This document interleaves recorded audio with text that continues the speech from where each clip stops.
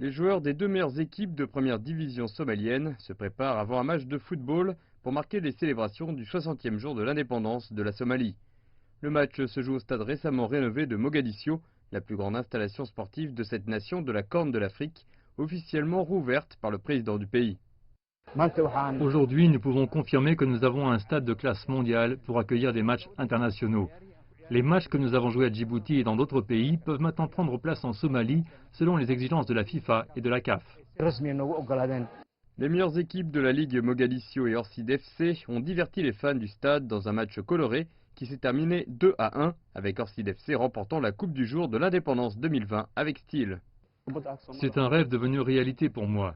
J'ai attendu longtemps pour jouer dans ce stade. Nous avons maintenant un stade de football de classe mondiale, assez grand pour jouer et inviter des équipes internationales à jouer avec notre équipe nationale.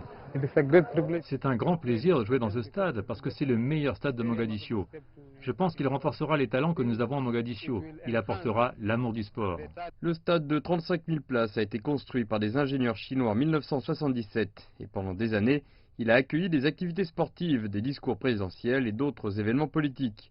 Mais l'effondrement du gouvernement au début des années 1990 a transformé cette installation en zone interdite alors que les groupes armés se battaient pour le contrôle du pays.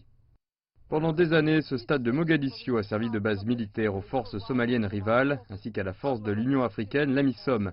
Le stade était également un terrain d'entraînement pour le groupe militant Al-Shabaab avant qu'il ne soit chassé de la capitale il y a près d'une décennie.